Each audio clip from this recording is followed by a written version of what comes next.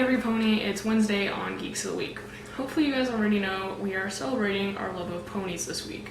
I think we can all agree that Steph kicked off the week excellently in her super cute closet cosplay Rainbow Dash. Hopefully it's no surprise to you that I've chosen Rarity. It shouldn't be a surprise because I definitely announced it on last week's video. Sadly, I have not yet found the time to cosplay her properly to my liking, but I hope you all like what I threw together anyways. I think I did okay. Rarity is absolutely my favorite pony, and she's the reason that I even got into the show. How it happened was a friend of mine linked me to a video of the art of the dress, and I just completely fell in love. Rarity is just like me right before a convention. She's stressed out and crazy and doesn't brush her hair, and everybody just wants to stay far away from her. But she's also very creative, and she loves to sew, and she takes a lot of pride in the fact that she has the ability to make these creations herself, which is true for me as well. But beyond the fact that she's insane and likes to sew, we're more like on a less superficial level. I know there's some pony fans out there that actually don't like Rarity. They think she's bitchy and selfish and unlikable. Well, if I had $1 for every time somebody said that about me, I'd probably be really rich. But Rarity, and I like to think I'm this way too, she actually has a very generous and loving heart. She really cares deeply about her friends, but sometimes that just doesn't come across in the most loving way, but really everything she does for them, she does with love. The episodes this past season featured Rarity, and when she was making friends with like the high society ponies, or you know what we would call them, the cool kids, and she really struggled with being herself around them because she so badly wanted to be friends with them. Like, it was so cool that they wanted to accept her as one of their own, and she just wanted to have their respect and their admiration and their friendship. And of course she's excited by that, you know, it's always cool when the cool kids like you.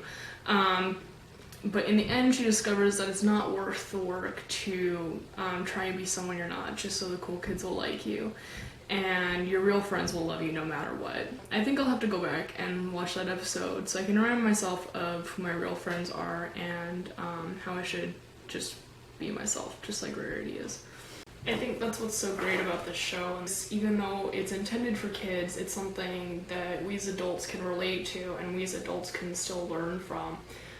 You know, if you're not learning at every stage of your life, then what are you doing? So I think, you know, the show is really a lot more relevant to the average person than I think most people realize.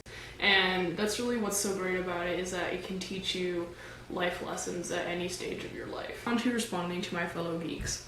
Mario, I too share your love for the Earth's Mightiest Heroes. I don't believe I've yet finished the first season, and I don't have a legal means of watching the second, so I admit I'm behind, but I'm glad to hear that it's still a great show. I look forward to catching up on it whenever I can.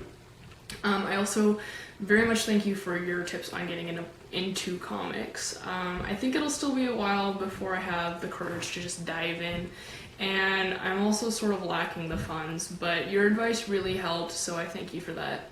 If any of you are like me or Nikki and you really enjoy superheroes but find the comic world intimidating, please go watch Mario's video from last week. He makes some really great points, gives some really good advice on how to get into comics.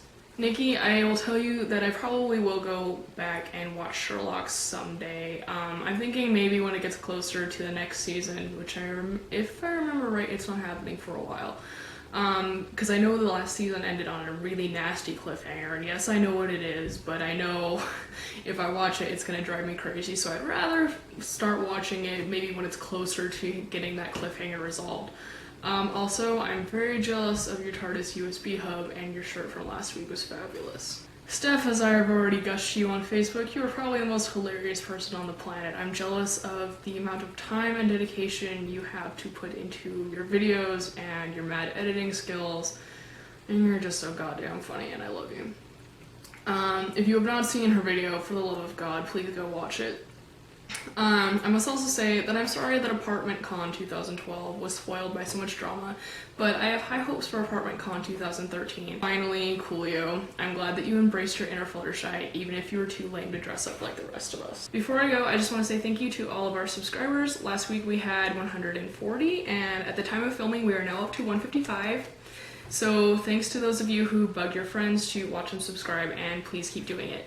That's all for this week. I will see you again next Wednesday.